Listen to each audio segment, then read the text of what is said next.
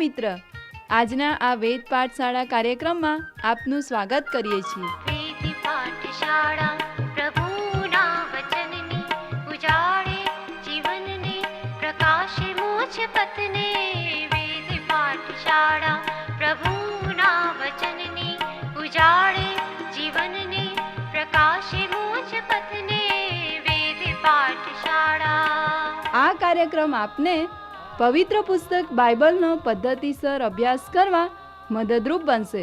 તો ચાલો આ અભ્યાસની શરૂઆત કરતા ઈશ્વરના સેવક પાસેથી પ્રભુનો સંદેશ સાંભળીએ. પ્રિય મિત્ર, આજના આપણા આ વેદ પાઠશાળા નામક કાર્યક્રમમાં આપનું સ્વાગત કરું છું.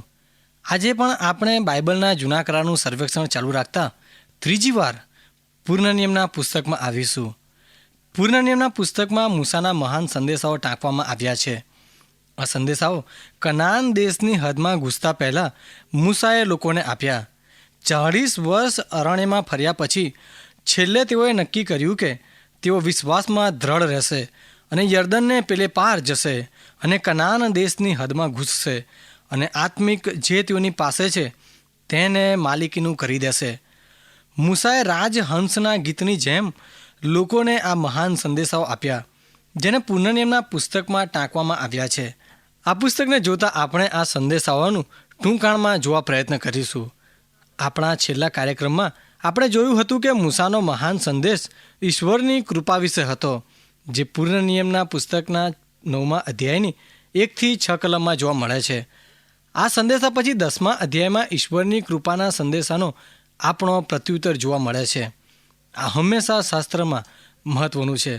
અને હવે હે ઇસ્રાએલ, તું યહોવા તારા દેવનો ડર રાખે, તેના માર્ગમાં ચાલે ને તેના પર પ્રીતિ કરે ને તારા પૂરા અંતઃકરણથી તથા તારા પૂરા જીવથી યહોવા તારા દેવની સેવા બજાવે.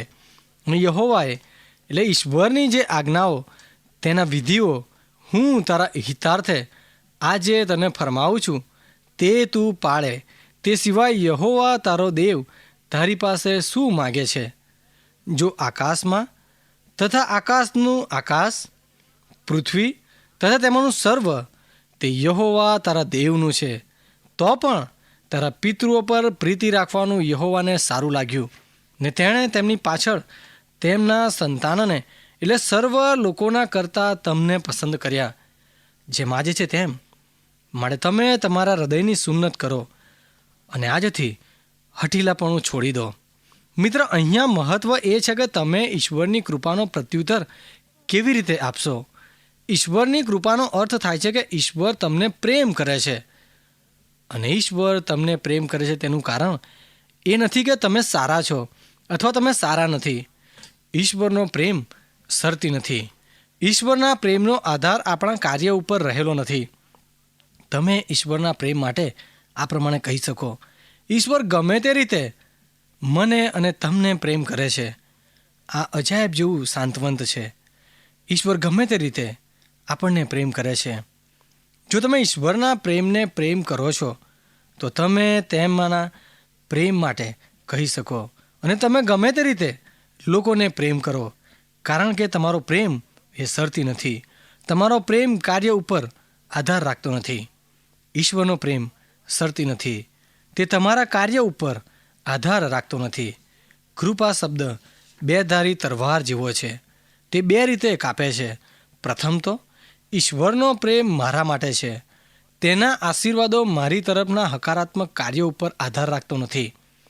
આ આપણને ખૂબ જ સારું લાગે છે, કારણ કે આ અઠવાડિયામાં આપણે સારું કરીએ અને ઈશ્વરના આશીર્વાદનો અનુભવ કરીએ અને તે તમને પ્રેમ કરે છે, કારણ કે તમારું અઠવાડિયું સરસ રીતે પસાર થયું.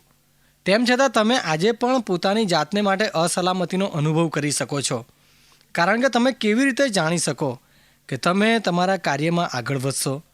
શક્ય છે આવતા અઠવાડિયામાં બરાબર કાર્ય ના કરી શકો તો ઈશ્વર તમને આશીષ ના આપે અને ઈશ્વર તમને પ્રેમ ના કરે, તેથી તમે અસલામતીનો અનુભવ કરો. પણ જ્યારે તમે કૃપા શબ્દ સમજી શકો તો તેનો અર્થ એ થાય કે તમારે કશાની ચિંતા કરવાની જરૂર નથી. ઈશ્વર તમને ગમે તે રીતે પ્રેમ કરે છે, કારણ કે તેમની કૃપાને લીધે આ કૃપા શબ્દનો અડધો સંદેશ છે. બીજો અડધો સંદેશ આ પ્રમાણે છે: મારા સારા કાર્યને લીધે ઈશ્વરનો પ્રેમ અને ઈશ્વરના આશીર્વાદોનો ભાગીદાર હું બની શકતો નથી, અને હું મારા નકારાત્મક કાર્યને લીધે ઈશ્વરની કૃપા ગુમાવી શકતો નથી. આ બાબતથી આપણને સાંત્વન મળે છે. હું સારો છું માટે ઈશ્વર મને આશીર્વાદ આપતા નથી, અને હું ખરાબ છું માટે ઈશ્વર મને ફેંકી દેતા નથી. ઈશ્વર ફક્ત આપણને પ્રેમ કરે છે. ઈસુ ખ્રિસ્ત આપણને પ્રેમ કરે છે. ઈસુ ખ્રિસ્ત મને પ્રેમ કરે છે. ઈસુ ખ્રિસ્ત તમને પ્રેમ કરે છે. આ બાઇબલનો સંદેશ છે. મિત્ર, આ બાબતોનો આપણો કેવો પ્રત્યુત્તર આપીએ છીએ? શું તે આપણને પ્રેરણા આપે છે? તે તમને પ્રેરણા સાથે ફરજ પાડે છે. તે મને પ્રેરણા સાથે ફરજ પાડે છે કે આપણે આપણા જીવનને શુદ્ધ કરીએ અને આપણું હઠીલાપણું તથા પાપી જીવનને મૂકી દઈએ. આપણી ફરજ બને છે આપણે ઈશ્વરને પસંદ પડે તેવું કરીએ કે જે ઈશ્વર આપણને ગમે તે રીતે પ્રેમ કરે છે. આપણા જીવનમાં જે ઈશ્વરને ગમતું નથી તેને શુદ્ધ કરવાની ફરજ આપણને પાડે છે. અને હા, ચોક્કસ આપણા પ્રત્યુત્તર રૂપે ઈશ્વરની સેવા અને આરાધના કરીએ. સંત પાઉલ 2 કોરિન્થીના 6 અધ્યાયની 1 કલમમાં તમને ઈશ્વરની કૃપા પ્રાપ્ત થયેલી છે, તમારે તેને નિરર્થક થવા દેવી ન જોઈએ. મૂસાએ જે આજ્ઞાઓ આપી તેમાં અથવા ઈશ્વરે મૂસા દ્વારા આપણને કહ્યું, ઈશ્વર તો હેતુઓ અને વ્યવસ્થાનો ઈશ્વર છે કે તેનું નામ અમથું લેવું પણ પાપ છે. આ બાબત જણાવે છે કે આરાધનાના સમયમાં ઈશ્વર હેતુ વગર તેમનું નામ લઈએ છીએ તે બતાવે છે. મિત્ર, તમે જુઓ, ઈશ્વરનું નામ અમથું લેવું પણ પાપ છે. ઈશ્વરનું નામ નકામું લેવું તે પાપ છે. તો તમે વિચારો કે ઈશ્વરની કૃપાને આપણે નકામી રીતે લઈએ તો કેવું પાપ કહેવાય. ફક્ત વિચારો, જો ઈશ્વર તમને પ્રેમ કરે છે, તેમણે સર્વ આશીર્વાદો તમને પૂરા પાડ્યા છે અને તમારા જીવનને બચાવ્યું છે અને તમને સર્વ આત્મિક આશીષો પૂરી પાડી છે, અને તમે ઈશ્વરની કૃપાનો અનુભવ કર્યો છે, અને તમે ઈશ્વરની સેવા કરતા નથી અને તમને મળેલી કૃપાનો ઉપયોગ કરતા નથી, તો તમે પાપ કરો છો. તેથી 10મા અધ્યાયમાં ઈશ્વરની કૃપા નકામી રીતે પ્રાપ્ત ના કરીએ તેના માટે પ્રોત્સાહન આપવામાં આવ્યું છે. ત્યારબાદ ભયાનક સંદેશાઓ આપેલા છે. સ્વર્ણકાર સંબંધીનો સંદેશ. સ્વર્ણકારનો અર્થ થાય કે ઈશ્વરે આપણને આપેલ સ્થાન પર તેમની સાથે ઊભા રહેવું. સારું, તો આપણે વિચારીએ કે જે સ્થાને આપણને મૂકવામાં આવ્યા છે તેમાં ઈશ્વર પ્રથમ હોવા જોઈએ, અને તેને પ્રથમ મૂકવા હું માગું છું અને તેમની સેવા કરવા માગું છું. જ્યારે તમે આ સ્થાન પર છો અને આ પ્રમાણેનો દ્રઢ નિશ્ચય કરો છો, ત્યારે તમે ઈશ્વર સાથે ઊભા રહેલા છો. પૂર્ણ નિયમના પુસ્તકના 13મા અધ્યાયમાં મૂસાનો સ્વર્ણકાર સંબંધીનો મહાન સંદેશ આપવામાં આવ્યો છે. તારો દીકરો અથવા તારી દીકરી અથવા તારી દિલોજાન સ્ત્રી અથવા તારો જાન મિત્ર તને છાની રીતે લલચાવતા એમ કહે કે ચાલો, જે અન્ય દેવદેવીઓને તું જાણતો નથી તેમ તારા પિતરો પણ જાણતા નહોતા તેઓની આપણે સેવા કરીએ, તારે તેઓને હા પાડવી નહીં, અને તારી આંખ તેઓ પર દયા ન આણે, તારે તેને મારી નાખવો. આપણા જીવનમાં આવી કોઈ દુષ્ટતા ઊભી રહેલી જોઈએ નહીં. આ આપણને ભયંકર લાગે છે, પરંતુ તમે તેનો ઇતિહાસ તપાસો તો પાછળથી તેમણે સ્વર્ણકારના પાપને લીધે ગુલામીની ભયંકરતા અનુભવવી પડી. પુનર્નિયમના 14મા અધ્યાયમાં દશાંશ સંબંધીનો સંદેશ આપવામાં આવેલો છે. હિબ્રુ ભાષામાં દશાંશનો અર્થ થાય છે 10મો ભાગ. આ એવું શિક્ષણ આપે છે કે આપણી પાસે જે કાંઈ છે તેનો 10મો ભાગ ઈશ્વરને આપવો. દશાંશ સંબંધીનું શિક્ષણ શાસ્ત્ર આપણને આ પ્રમાણે આપે છે. દશાંશનું શિક્ષણ આપવા પાછળનો હેતુ એ છે કે હંમેશા તમારા જીવનમાં ઈશ્વરને પ્રથમ મૂકો. દશાંશમાં હેતુ સમાયેલો છે. આપણી આવકના 10%ની જરૂર નથી, તો શા માટે ઈશ્વરે દશાંશનો નિયમ આપ્યો? કારણ કે તેઓ આપણને શિક્ષણ આપવા માગતા હતા. પ્રથમ આજ્ઞા છે કે ઈશ્વર પ્રથમ. પવિત્ર શાસ્ત્ર બાઇબલનો સંદેશ વારંવાર આપણી સમક્ષ આવે છે, તે તો ઈશ્વર પ્રથમ. ઈશ્વર ઈચ્છે છે કે આપણે આ બાબતમાં સમજી શકીએ. ઈશ્વર કેવી રીતે શીખવાડે કે આપણે ઈશ્વરને પ્રથમ સ્થાન આપવું? પ્રથમ બાબત તો આપણા દ્રઢ નિર્ણયની માપણી દ્વારા ખબર પડી શકે. ઈશ્વર જાણે છે કે ઈશ્વર પ્રથમ આપણા જીવનમાં છે કે નહીં, પણ આપણે જાણતા નથી. તેથી તેમણે દશાંશનો નિયમ મૂક્યો. ઈશ્વર આપણે પ્રથમ 10મો ભાગ માગે છે. ધ્યાન રાખો, પ્રથમ 10મો ભાગ. જ્યારે ઇસરાયેલ પ્રજા કનાન દેશમાં પ્રવેશ કરશે ત્યારે યરીખો પ્રથમ જીતી લેશે. માટે યરીખોની સર્વ સંપત્તિ ઈશ્વરની થશે, કારણ કે યરીખો શહેર તેમણે પ્રથમ જીતેલું. તમે જે પ્રથમ કમાવ છો તે ઈશ્વર માગે છે. ઈશ્વર પ્રથમ 10મો ભાગ માગે છે, ફક્ત દશાંશ નહીં. જૂના કરારમાં દાનાર્પણ વિશે પણ શિક્ષણ આપવામાં આવેલું છે. દાનાર્પણ તો દશાંશ ઉપરાંતનું છે. દશાંશ તો ઈશ્વરનું છે. જો તમે તેનો ખર્ચ કરો છો તો તમે ઈશ્વરના નાણાંની ચોરી કરો છો. દાનાર્પણની સાથે સાથે અર્પણ પણ ઈશ્વરની પાસે લાવવામાં આવે છે. આ અર્પણ તો દાનાર્પણ તથા દશાંશ ઉપરાંતની સેવા છે. તમે જુઓ મિત્ર, જો ધનવાન છે તેઓ દશાંશ અને દાનાર્પણ બંને આપે છે. બલિદાન એટલે તમારે કંઈક ચૂકવવું પડે. આપણને બલિદાન આપવા વિશે આજ્ઞા આપવામાં આવી છે. તેથી જૂના કરારમાં આપણી પાસે દશાંશ, અર્પણો અને બલિદાન છે. જ્યારે આપણે નવા કરારમાં આવીએ છીએ ત્યારે તેને કારભારીપણું કહેવામાં આવે છે. કારભારીપણું શબ્દ ઈસુ ખ્રિસ્તનો મનગમતો શબ્દ હતો. કારભારીપણા વિશે તમે શું જાણો છો મિત્ર? કારભારીપણું એટલે જે કાંઈ છે તે ઈશ્વરનું છે. જ્યારે આપણે કારભારીપણું સમજીએ છીએ ત્યારે આપણી પાસે જે કાંઈ છે તે ઈશ્વરનું છે અને માટે તેનો વહીવટ વિશ્વાસુપણે કરવાનો છે. પૂર્ણ નિયમના 14મા અધ્યાયમાં મૂસાએ દશાંશના સંદેશા દ્વારા આપવા સંબંધી બાબતો જણાવી છે. ફરી એકવાર આપણે યાદ અપાવું કે દશાંશના શિક્ષણનો હેતુ હતો કે ઈશ્વરને આપણે પ્રથમ સ્થાન આપીએ. જ્યારે આપણે નવા કરારમાં જઈએ છીએ ત્યારે ઈશ્વર તેને કારભારીપણું કહે છે. આપણે ખરેખર શીખવું જોઈએ કે આપણે કેવી રીતે ઈશ્વરને પ્રથમ સ્થાન આપીએ છીએ. 15મા અધ્યાયમાં ઉદારતા વિશે મહાન સંદેશો આપવામાં આવેલો છે.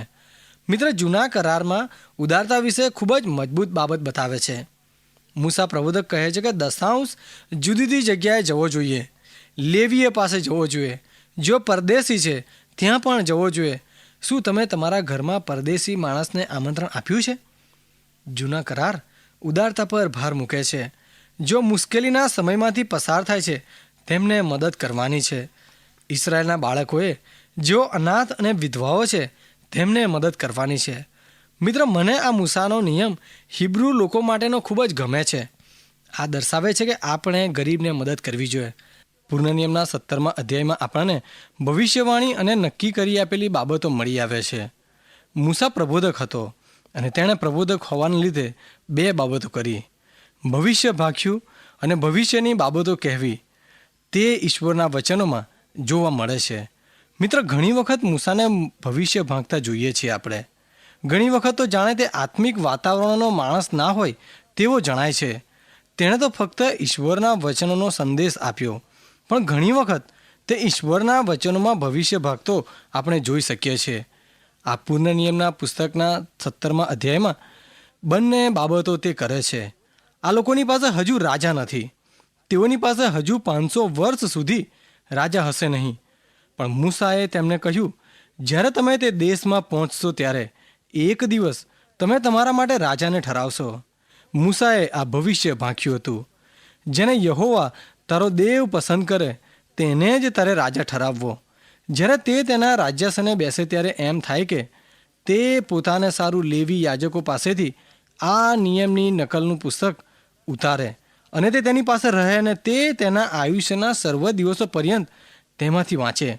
તે યહોવાનો ડર રાખતા શીખીને આ નિયમના સર્વ વચનો તથા આ વિધિઓને પાળે, તેમનો અમલ કરે. એ માટે કે તેનું હૃદય તેના ભાઈઓ પ્રત્યે ગર્વિષ્ઠ ન થઈ જાય ને તે આજ્ઞાથી તે ડાબે કે જમણે ભટકી ન જાય. એ સારું કે ઇસરાયેલ મધ્યે તેના રાજ્યમાં તેની તથા તેના ફરજંદની આવરદા વધે. હવે ઇસરાયેલનો સારામાં સારો રાજા દાઉદ હતો અને તે તો પ્રથમ રાજા હતો. અને તે ગીતશાસ્ત્રના પુસ્તકમાં દાઉદ આશીર્વાદોની હારમાળા આપે છે. તેણે કહ્યું કે જે માણસ ઈશ્વરના આશીર્વાદો મેળવે છે તેને તે આશીર્વાદ અકસ્માતે મળતા નથી. તે આશીર્વાદો તો તેના પરિણામોની મિજબાની છે. તેને આશીર્વાદો મળેલા છે કારણ કે તે વિશ્વાસુ માણસ છે અને ઈશ્વરના વચનોમાં વિશ્વાસ ધરાવે છે. તે તો સામાન્ય ઈશ્વરના વચનોમાં વિશ્વાસ રાખતો નથી. તે તો ઈશ્વરના વચનોને પ્રેમ કરે છે. તે વચનના પ્રકાશમાં ચાલે છે. તે રાત અને દિવસ ઈશ્વરના વચનોનું મનન કરે છે. વળી તે નદીની પાસે રોપાયેલા ઝાડના જેવો છે, માટે તે આશીર્વાદો ઈશ્વર તરફથી મેળવે છે. આ બધી જ બાબતો દાઉદને કેવી રીતે મળી ગઈ? હું માનું છું કે તે ઈશ્વરના વચનોને પ્રેમ કરતો હતો. તે રાત દિવસ તેનું મનન કરતો હતો, કારણ કે મૂસાએ નિયમ આપ્યો હતો કે તમારે જ્યારે રાજા હોય ત્યારે તે રાજાએ પોતે પોતાના હાથે આ નિયમની નકલ કરવી અને બાઇબલના પ્રથમ 5 પુસ્તકો પ્રમાણે જીવન જીવવું અને રાત અને દિવસ તેના પર મનન કરવું.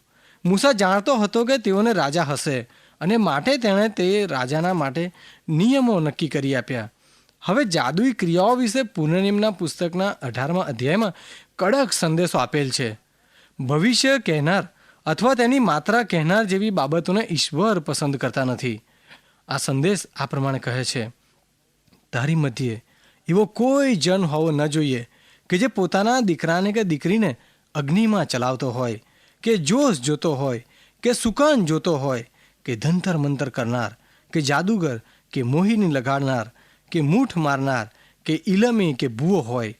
કેમ કે જે કોઈ એવા કામ કરે છે તેને યહોવા કંટાળે છે, એટલે કે ઈશ્વર તેનાથી કંટાળે છે. અને એવા અમંગળ કામોને લીધે તો યહોવા તારો દેવ તેઓને તારી પાસેથી હાંકી કાઢે છે. તું યહોવા તારા દેવની દૃષ્ટિમાં સંપૂર્ણ થા. મિત્ર, કોઈકે કહ્યું છે કે આકાશમાં તથા પૃથ્વીની પાસે માણસે સપના જોયું હોય તે કરતાં વધારે બાબતો છે. ધ્યાન રાખો, શાસ્ત્ર જણાવતું નથી કે આ બાબતોમાં સત્યતા સમાયેલી નથી. આ બાબતો હસી કાઢવા જેવી નથી. આ તો પોતાની હોશિયારીની બડાઈ હાંકનાર જેવું છે. પ્રાથમિક કારણોને લીધે જોઈએ તો શા માટે ઈશ્વર કડક હુકમ કરે છે? કારણ કે તેને ઉગમ સ્થાન છે, પણ તેનું ઉગમ સ્થાન ઈશ્વર નથી. જો ઈશ્વર તેનું ઉગમ સ્થાન નથી તો કોણ તેનું ઉગમ સ્થાન છે? ઘણા લોકો તે જોવા માટે ઘણા આતુર હોય છે. તેઓ વિચારે છે કે કોઈ પણ આત્માને લગતી ઘટના એ પવિત્ર આત્મા છે. કેવું નિખાલસ મિત્ર! શાસ્ત્ર ઘણી જગ્યાએ આ સંબંધી જણાવે છે. આત્મામાં જુઓ કે તે ઈશ્વર છે. આ આત્માનું ઉગમ સ્થાન કયું છે? બાઇબલ શિક્ષણ આપે છે કે આત્માના પરિણામ વધતા કે ઓછા પ્રમાણમાં હોય છે, અથવા તે નકારાત્મક તથા હકારાત્મક હોઈ શકે. જે આત્મા પવિત્ર છે તે ઈશ્વર છે. જો કે શાસ્ત્ર શિક્ષણ આપે છે કે પવિત્ર આત્મા ઈશ્વર છે. ઈશ્વર પોતાની જાતને પવિત્ર આત્માના કાર્ય દ્વારા દર્શાવે છે. ઘણી એવી બાબતો છે કે જે આત્માના ફળ તથા આત્માની ભેટ છે, પણ ઘણા આત્માઓ એવા છે કે આત્મિક પરિણામ પ્રમાણે પવિત્ર નથી અથવા તો ઈશ્વર નથી. જો તમે સુકન જોનાર, ધંતર મંતન કરનાર, જાદુગર વગેરે લોકોની સાથે છો અને તમે આત્મા સાથે કામ કરો છો તો તે આત્મા ઈશ્વર નથી. અને માટે જ ઈશ્વરે મૂસા દ્વારા કડક આજ્ઞાઓ ઈશ્વરના લોકોને આપી.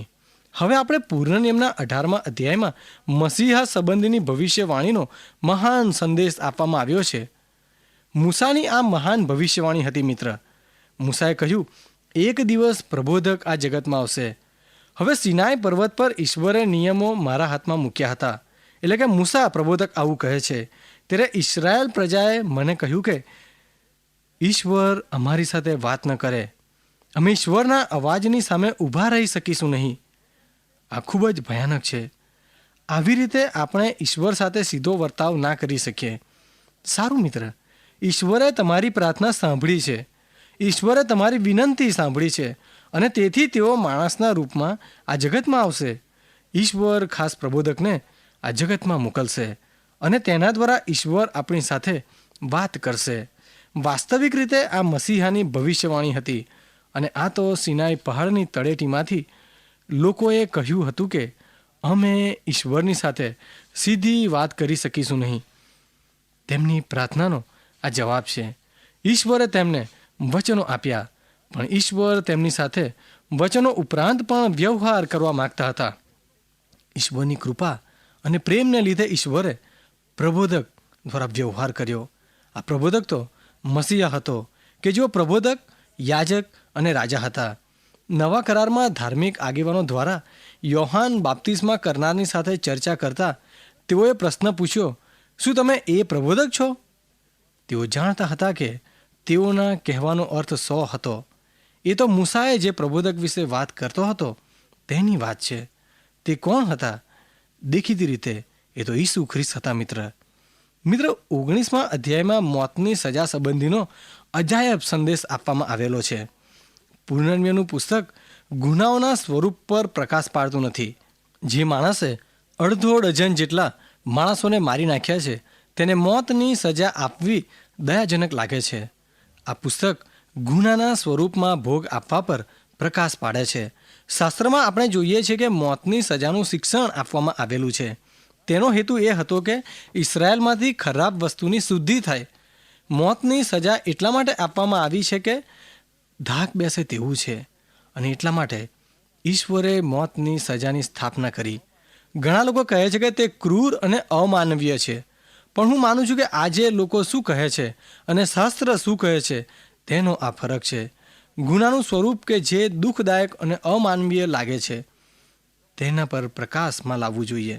ચોક્કસ તેનો પ્રકાશ ભોગ આપવા પર હોઈ શકે, પરંતુ ગુનાના સ્વરૂપ પર ના હોઈ શકે. હવે મિત્ર, પુનર્નિયમના 20મા અધ્યાયમાં પણ મહાન સંદેશ છે. મૂસા જણાવે છે કે જ્યારે તું તારા શત્રુઓની સામે લડવા જાય ત્યારે તેઓથી તું બીસમાં, કેમ કે યહોવા તારો દેવ જે તને મિસર દેશમાંથી કાઢી લાવ્યો તે તારી સાથે છે. અને જ્યારે તમે રણભૂમિની નજદીક પહોંચો ત્યારે એમ થાય કે યાજક આવીને લોકોની સાથે વાત કરે. સરદારો લોકોને કહે કે જેણે નવું ઘર બાંધીને તેની પ્રતિષ્ઠા કરી ન હોય એવો કોણ છે? તેને ચાલ્યા જવાની પરવાનગી છે. રખેને તે માર્યો જાય ને કોઈ બીજો તેની પ્રતિષ્ઠા કરે. અને જે કોઈની સ્ત્રી સાથે સગાઈ કરી હોય તેને તેડી લાવ્યો ન હોય એવો કોણ છે? તેને ચાલ્યા જવાની પરવાનગી છે. તે તેને ઘેર પાછો જાય. રખેને તે યુદ્ધમાં માર્યો જાય ને કોઈ બીજો તે સ્ત્રીને લે. સરદારો લોકોને એમ પણ કહે કે બીકણ તથા ના હિંમત કોણ છે? તેને ચાલ્યા જવાની પરવાનગી છે. તે તેને ઘેર પાછો જાય. રખેને તેની પેઠે તેના ભાઈઓ પણ ના હિંમત થઈ જાય. યાદ રાખો મિત્ર, મિદ્યાનીઓની સામે લડવા ગિદિયોને આ સંદેશને ધ્યાનમાં લીધો હતો. મિદ્યાનીઓની સામે લડવા 32,000 લોકો તેની સાથે હતા. ઈશ્વરે ગિદિયોનને મૂસાનું આ ભવિષ્ય વચન યાદ દેવડાવ્યું, અને ઈશ્વરે કહ્યું, ગિદિયોન, લોકોને આ પ્રમાણે કહે કે શું તમારામાંનો કોઈ બીકણ છે? તો તે ઘેર જાય. ગિદિયોને કહ્યું, અને 22,000 લોકો ઘરે પાછા ગયા. હવે ઈશ્વરે ગિદિયોનને કહ્યું, તારી પાસે 10,000 માણસો છે, તે પણ વધારે છે, માટે તું તેઓને નદી પાસે લઈ જા, અને જેઓ લખલખાઈને પાણી પીએ તેમને તું અલગ કર. અહીંયા ઈશ્વરની વ્યૂહરચના કંઈક આવી છે, અને ત્યાં 300 જેટલા માણસો યુદ્ધ કરવા જાય છે. ગિદિયોની પાસે કેટલા લોકો હતા, તેમની લડાઈની તાકાત કેટલી હતી તે અગત્યનું નથી, પણ સત્યતા તો એ છે કે ઈશ્વર તેમની સાથે હતા. આ 300 માણસોની આશા એ હતી કે ઈશ્વર તેમની સાથે છે. ઈશ્વરે મૂસા દ્વારા આ અદ્ભુત પડકાર પૂરો પાડ્યો હતો. દાઉદ આ બાબત પર વિશ્વાસ કરતા કહે છે કે લડાઈ તો ઈશ્વરની છે. જ્યારે આપણે યહોશુઆના પુસ્તકમાં આવીશું ત્યારે સંપૂર્ણ નાશ કરવા સંબંધી વધારે જોઈશું. ઇસરાયેલી પ્રજાએ જે લોકોને જીતી લીધા હતા તેમણે ઇસરાયેલી પ્રજાને 7 વાર જીતી લીધી, કારણ કે યહોશુઆના પુસ્તકમાં તેઓ ઈશ્વરને આધીન થયા નહીં. હવે આપણે પુનર્નિયમના પુસ્તકમાં કૃપા શબ્દ જોઈ ગયા છીએ. આ પુસ્તકના 25મા અધ્યાયમાં તારણ શબ્દ સાથે મુલાકાત થાય છે. ઈસુ ખ્રિસ્ત તારણનું ચિત્ર આપે છે. મિત્ર, યાદ રાખો, મેં જણાવ્યું હતું કે આખું બાઇબલ ઈસુ ખ્રિસ્ત વિશે છે. બાઇબલ વિજ્ઞાન અને ઇતિહાસનું પુસ્તક નથી. બાઇબલ તારણનો સંદેશ આપે છે. તારણહાર કે જેના દ્વારા તારણ મળ્યું તેનું પુસ્તક છે. તારણ કેવી રીતે આવ્યું? જો તમે તારણ શબ્દને સમજી શકશો તો તમે તમારા આત્મિક તારણનો ખ્યાલ પણ સમજી શકશો. પુનર્નિયમના પુસ્તકનો 25મો અધ્યાય રૂથના પુસ્તકનો તથા તારણના ખ્યાલનો અદ્ભુત રીતે કરોડરજ્જુ સમાન છે. આ સંદેશાઓ મૂસા પોતાની શ્રેષ્ઠતાથી આપે છે. આ પુસ્તકમાં આપવામાં આવેલા સંદેશાઓ દુનિયાને માટે અદ્ભુત છે. જ્યારે હિબ્રુ લોકો ઈશ્વરના વચનને આધીન થયા ત્યારે આશીષ પ્રાપ્ત કર્યા, અને જ્યારે તેઓ ઈશ્વરના વચનને આધીન ના થયા ત્યારે ઈશ્વરની શિક્ષા ઉતરી આવી. મૂસાએ કહ્યું કે મેં તમારી સમક્ષ પસંદગી મૂકી છે, જીવન તથા મરણ. પ્રિય શ્રોતા મિત્રો, અમને ખાતરી છે કે આજનો આ કાર્યક્રમ આપને રસપ્રદ લાગ્યો હશે. જો આ કાર્યક્રમ આપ નિયમિત રીતે સાંભળશો તો તમારા અંગત જીવનને માટે તે ખૂબ જ લાભદાયી બનશે. જો આપને આ અંગે કોઈ પ્રશ્ન કે મૂંઝવણ હોય અથવા આપ આ કાર્યક્રમને લગતું સાહિત્ય પ્રાપ્ત કરવા માંગતા હોય તો આજે જ તમારા પૂરેપૂરા નામ સરનામા સાથે અમને પત્ર લખશો. અમારું સરનામું છે કાર્યક્રમ Ved Pathshala, Vishwavani, post box number 2036, Fatehganj, Vadodara 390002. ધન્યવાદ.